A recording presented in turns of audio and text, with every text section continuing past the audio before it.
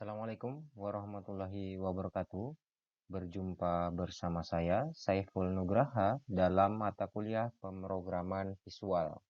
Dalam materi pembahasan kita kali ini adalah mengenai koneksi database dan juga cara penginputan data melalui Visual Studio. Untuk itu, mari kita ikuti langkah-langkah pembahasannya. Seperti biasa, dalam membuat suatu database, kita perlu aplikasi atau tools yang kita gunakan untuk membuat database. Di sini, saya gunakan Microsoft Access untuk membuat database yang sederhana. Jadi, langsung saja kita buat database-nya. Kita klik blank database. Kita isi dengan nama database. Jadi, kita membuat suatu database penjualan. Maka itu kita isi dengan nama DB penjualan. Nah, kemudian kita browse datanya. Kemudian kita letakkan di misalnya database vb.net. Di sini agar tidak keliru ya. Tidak keliru, kita langsung saja isikan di dalam folder tersebut. Kemudian kita klik OK dan kemudian kita klik create. Nah, berikutnya untuk membuat database berikutnya adalah kita membuat suatu tabel. Ya, kita klik ke kanan design view, kemudian kita isikan atau kita berikan nama tabel barang atau kita isikan dengan tbl garis bawah barang. Kemudian kita klik OK. Nah, di sini kita akan mengisi field-field yang ada di dalam tabel barang tersebut. Jadi, yang pertama kita isi dengan kode barang seperti ini. Kemudian nama barang, kemudian harga barang, kemudian adalah jumlah, dan yang terakhir itu adalah satuan. Untuk tipe data dari masing-masing ini kita buat saja seperti ini ya. Jadi misalnya kode barang kita ganti menjadi short text saja, nama barang juga short text, harga barang dan juga jumlah kita ganti menjadi number ya. Karena untuk harga dan juga jumlah itu adalah merupakan karakter angka. Gitu. Kemudian kita simpan, yes, ya. Dan kemudian kita isikan data-data yang kita perlukan untuk dapat ditampilkan ke dalam aplikasi atau project visual kita nanti. Gitu. Jadi di sini saya contohkan misalnya kode barang yang akan kita inputkan itu adalah BRG001 dengan nama misalnya pensil. Harganya adalah Rp2.000 atau 2.000, jumlahnya misalnya 10, satuannya kita isi dengan PCS atau piece ya. Nah, kemudian data berikutnya itu adalah BRG002, seperti pulpen, ya, harganya 3.000 misalnya, jumlahnya 20, satuannya sama saja, jadi PCS. Kemudian data yang ketiga,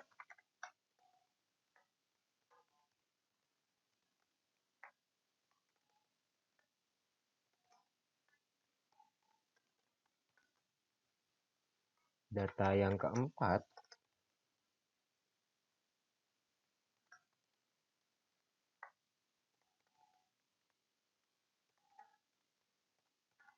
dan yang terakhir misalnya data yang ketiga kita isi dengan BRG005, yaitu sampul buku misalnya ya, harganya 1.000 saja dan jumlahnya 50, satuannya adalah piece. Oke, setelah itu kita simpan. Nah, setelah kita tadi membuat suatu database, kita langsung saja ke project Visual Studio ya. Kita buka aplikasinya. Nah, seperti ini akan muncul. Seperti biasa juga dalam membuat suatu project, kita langsung saja klik new project dan kemudian kita isikan namanya dengan misalnya penginputan database ya. Jadi nanti di sini kita akan membuat suatu project. Yang pertama kita akan koneksikan ke database yang baru kita buat dan kemudian langkah yang berikutnya adalah bagaimana caranya kita menginputkan data ke dalam database melalui project Visual Studio ini. Langsung kita klik OK. Nah, seperti ini tampilan dari project baru yang akan kita buat. Jadi, kita ubah dulu propertinya ya. Jadi misalnya kita ubah dulu lebar dan tinggi daripada form yang pertama ini ya. Kemudian kita ubah captionnya atau kita ubah teks judul formnya menjadi form data barang. Berikutnya start positionnya kita ubah menjadi center screen. Jadi ketika kita memulai projectnya, dia akan berada di tengah-tengah daripada layar monitor seperti itu. Selanjutnya kita langsung saja memberikan pengkodean ke dalam form project penginputan database ini. Ya, di sini ada public class ya. Public class di dalam form 1 ini masih terdapat atau masih kosong tentunya. Jadi pertama-tama sebelum kita memulai bagaimana cara mengkoneksikan database-nya, kita import dulu sistem data oleh DB-nya gitu. Jadi pada bagian awal kita langsung saja import sistem data oleh DB. Nah, seperti ini. Berikutnya itu adalah kita membuat atau di dalam form 1 ini, di dalam project ini, kita membuat beberapa variabel-variabel yang akan kita gunakan. Gitu. Jadi pertama-tama kita deklarasikan dulu. Variabel yang pertama itu adalah variabel count.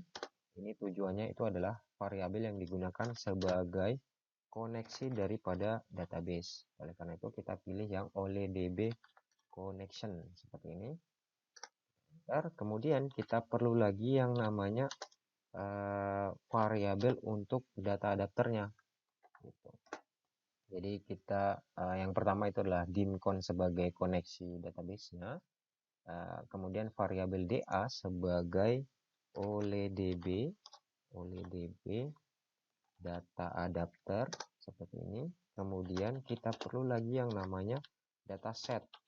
Jadi kita perlu variabel dataset. Nah, kemudian tidak lupa juga kita buat variabel untuk lokasi daripada database tersebut. Lokasi DB as a string seperti ini.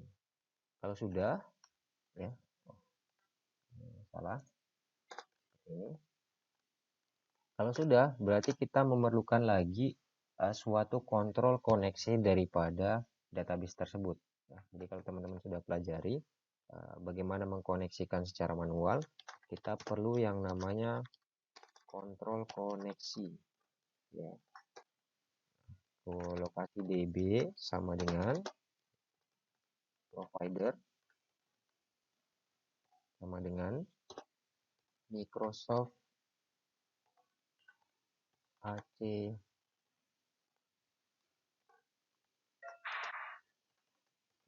oleh DB 12.0 koma data source-nya adalah, nah untuk data source untuk mengetahui letaknya ada di mana, jadi kita perlu melihat letak daripada database yang sudah kita gunakan. Jadi kita tulis saja terlebih dahulu DB penjualan titik A titik DB itu kedua.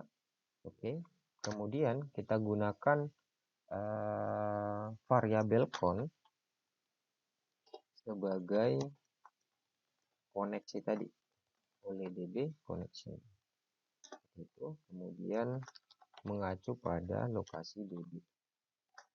Oke, nah kemudian kita gunakan kondisi jika connection sama dengan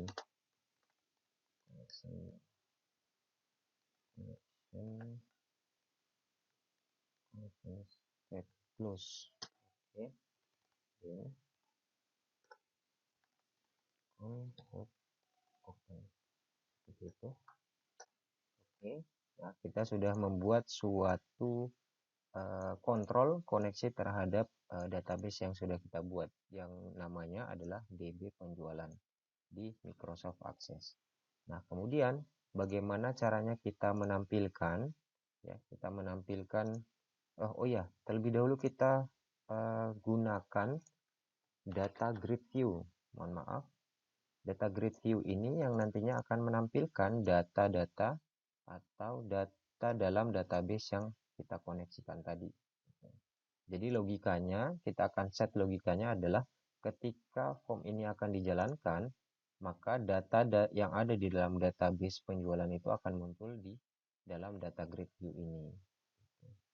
Oke, kita langsung saja ke bagaimana caranya kita setup logika pada saat form ini load. Berarti kita tinggal panggil saja call koneksi ya.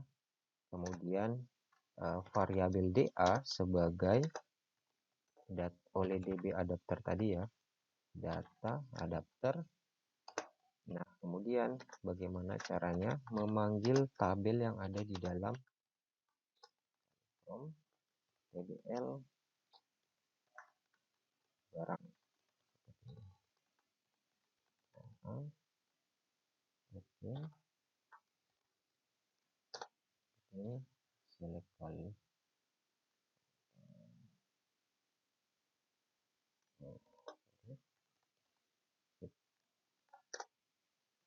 Kemudian kita perlu lagi variabel ds sebagai new datasetnya. Dataset, kemudian ds clear. Kemudian data adapternya diisi dengan dataset yang diperoleh dari tabel barang ini ya. Kemudian kita akan memunculkan dia ke dalam data grid view yang sudah kita inputkan ke dalam form 1. Jadi data grid view 1 ya, sama dengan data source sama dengan buka kurung ds titik tabel. Kemudian kita buka dengan nama tabel tersebut, tabel barang, seperti ini. Kita tutup ya, kemudian kita enter. Kita coba start, ternyata ada yang salah.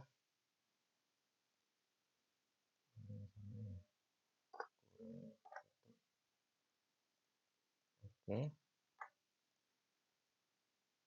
kita jalankan kembali. Could not find. Nah, ini berarti dia mencari database-nya, ternyata database-nya itu tidak ditemukan. Oleh karena itu kita perlu jalur path yang benar-benar merujuk pada DB penjualan. Jadi kita tadi cari ke database penjualan ini ada ya, database penjualan. Kemudian saya copy jalur path-nya. Kemudian saya bawa ke sini. Kemudian seperti ini. Ya. Kita coba kembali, kita start. Nah, maka hasilnya akan terlihat seperti ini. Jadi data di dalam database tadi akan muncul ke dalam data grid view yang sudah kita setting atau kita sudah masukkan ke dalam project penginputan database ini. Oke, kita stop.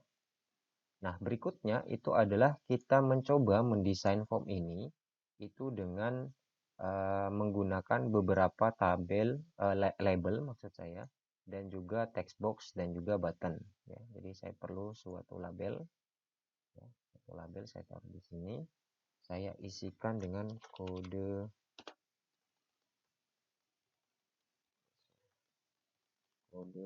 barang ini. Kemudian kita set menjadi auto size-nya, kita kasih false dulu. Kita ubah border style-nya itu menjadi fix 3D ya. Kira-kira seperti ini. Kemudian kita butuh label berikutnya, kita taruh di sini kira-kira, kemudian di sini lagi, kemudian di sini lagi, kemudian di sini. Jadi kira-kira ada 5 label ya, ada 5 label. Kemudian kita tambahkan lagi menjadi kita tambahkan text box.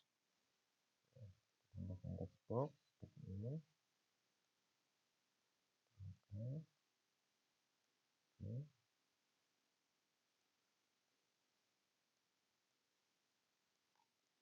punya 5 text box dan juga 5 label ya. Terlebih dahulu kita ubah ya menjadi nama teks, nama barang, kemudian harga barang, kemudian jumlah, kemudian yang terakhir itu adalah satuan. Nah, untuk itu kita kasih ini aja ya, nama barang kita kasih.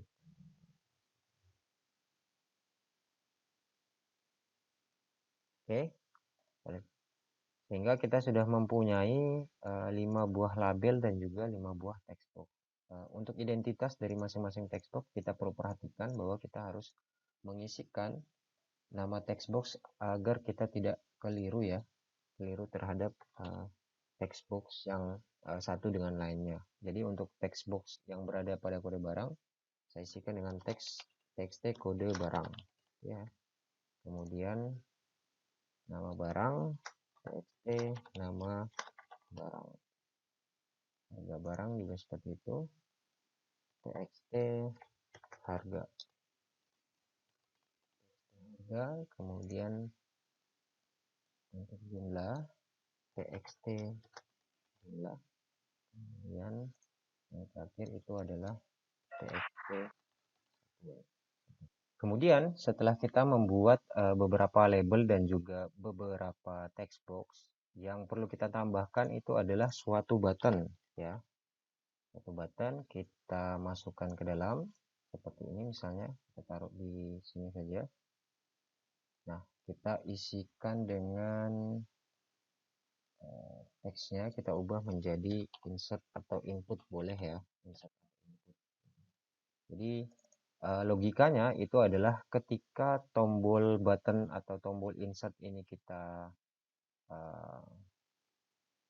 tekan, maka yang terjadi adalah seluruh text box yang ada di dalam atau yang ada di dalam form ini akan masuk ke dalam database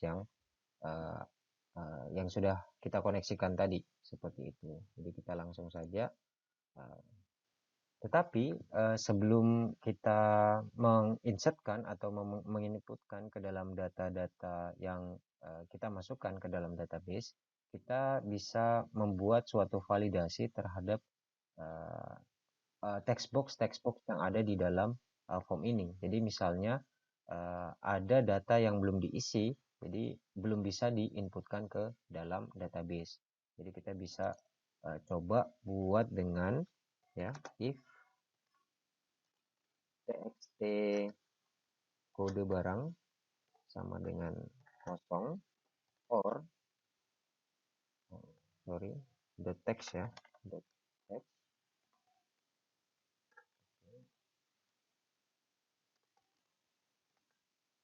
txt sama dengan kosong or txt nama barang titik teks sama dengan titik sama dengan kosong or txt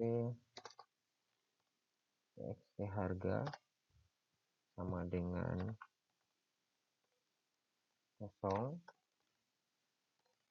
kemudian or txt jumlah dot text sama dengan kosong or txt satuan titik teks sama dengan kosong, dan ya,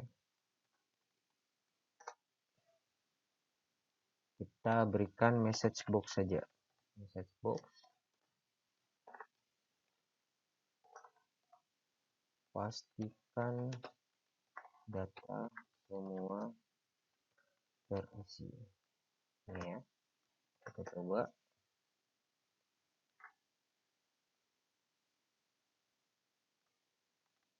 WA. Nah, nanti ya. ada yang kosong, coba lagi masih ada yang kosong, kemudian nah sudah tidak ada pemberitahuan, maka dianggap bahwa semua text box ini ada isinya seperti itu. Setelah itu kita tinggal tambahkan saja. Jadi ketika semua seperti tadi ya, semua data terisi, maka di sini else. Kemudian kita panggil ya, kita panggil koneksinya, koneksi, oke. Kemudian kita deklarasikan kembali atau deklarasikan lagi suatu variabel yang namanya simpan data. Simpan data as a string ya. As a string di mana sama dengan itu adalah insert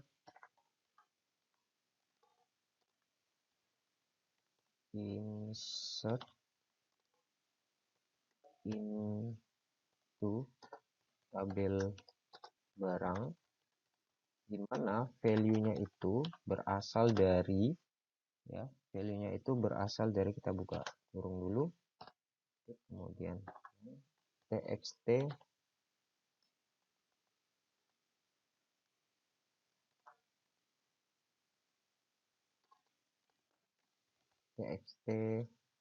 kode barang ya, dot text, kemudian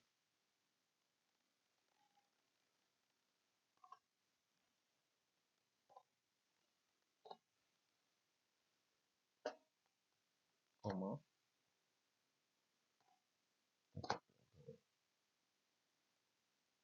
oke.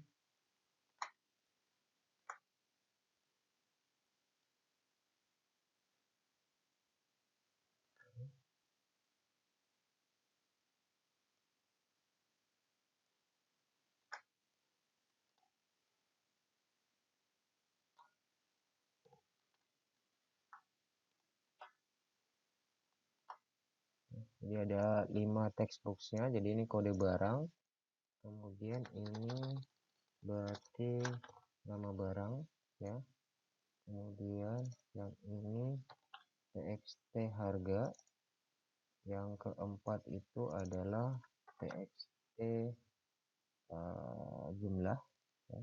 Kemudian yang terakhir itu adalah txt satuan seperti itu. Oke. Insert into tabel barang, value-nya diambil dari text box kode barang, text box nama barang, text box harga, jumlah, dan juga satuan. Kemudian kita bikin, kita buat common oleh DB common-nya di cmd. Oh, ini sini belum. Jadi kita pertama kita tambahkan lagi di atas ini ya. Di atas ini kita tambah dim cmd as oleh db common. Seperti ini. Oke. Kemudian kita bawa lagi ke sini. Setelah itu kita bawa ke sini ya. Kita tulis, kita ketik cmd sama dengan new oleh db common ya. Oleh db common itu simpan data, koma, koneksi. Kita enter, kemudian cmd titik execute non query. Kemudian kita tambahkan lagi misalnya message box-nya menjadi data berhasil disimpan. Oke, kita coba berhasil. Sekarang berarti brg 006, nama barangnya misalnya garis, kemudian harga barangnya menjadi misalnya 5.000, jumlahnya 20, satunya itu adalah VCS. Coba insert. Nah, data berhasil disimpan. Nah, tetapi setelah data ini disimpan atau muncul message box atau muncul pesan data berhasil disimpan, tetapi kalau kita lihat di data grid view-nya itu tidak muncul data baru yang kita input, gitu ya. Jadi kita coba perhatikan, kita stop, kemudian kita restart ulang ya. Nah, sebenarnya datanya itu data yang baru kita inputkan tadi, kita sudah masuk ke dalam database. Tetapi ketika data tersebut kita input dan kemudian kita tekan insert atau simpan data ke dalam tabel database-nya, dia belum terrefresh gitu. Jadi kita perlu membuat validasi atau setting logika kembali ke dalam pengkodeannya. Oleh karena itu, ya, kita coba mengganti atau membuat suatu kontrol baru lagi, gitu ya. Kita buat kontrol di sini aja. Kita sub tampil data misalnya. Data. Nah, untuk isi dari tampilan datanya atau kontrol yang baru kita buat, kita ambil dari sini. Dari form load ini kita cut saja, ya, atau kita cut. Kita bawa ke tampil data. Nah, seperti ini. Nah, kemudian maka pada form 1 kita panggil call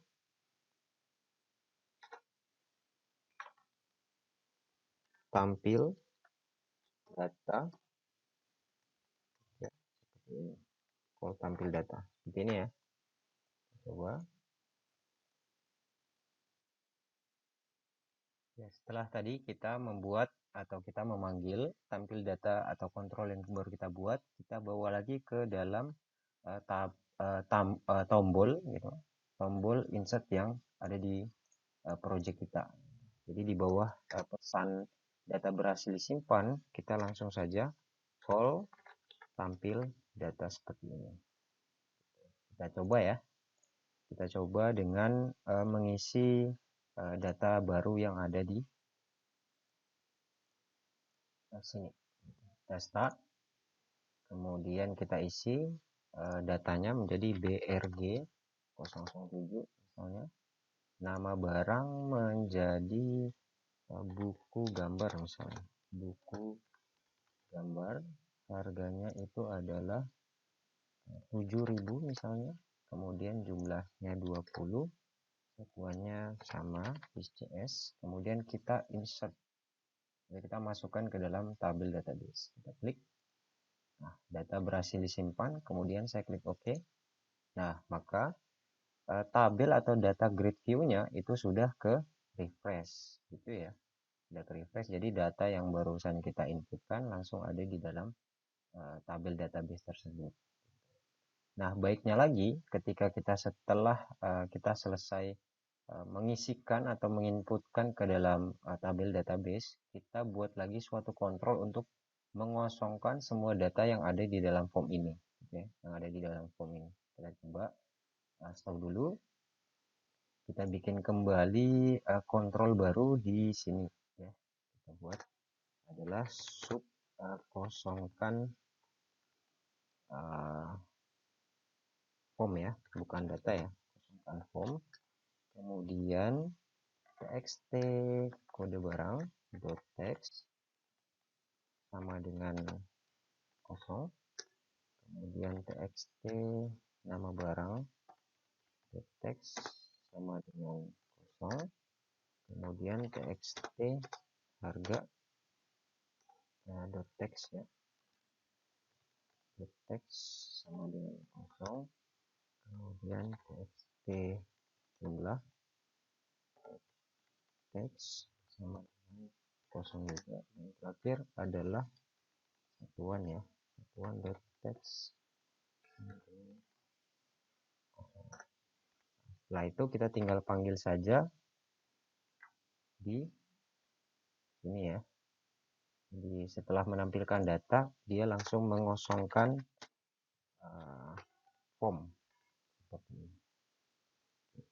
Oke, kita Kita coba inputkan kembali ya. Kita start, kode barang menjadi BRG 008, nama barangnya misalnya penghapus ya, penghapus, kemudian jumlah harga barang maksud saya 2.500, jumlahnya 15, satuannya adalah PCS. Kita insert. Oke. Nah, untuk barang yang baru kita input langsung ada di dalam tabel database. Kemudian dengan kontrol yang baru kita buat adalah langsung kode barang, nama barang pada form ini langsung menjadi kosong. Jadi kita tinggal tambahkan lagi menjadi data yang baru, misalnya BRG 009, kemudian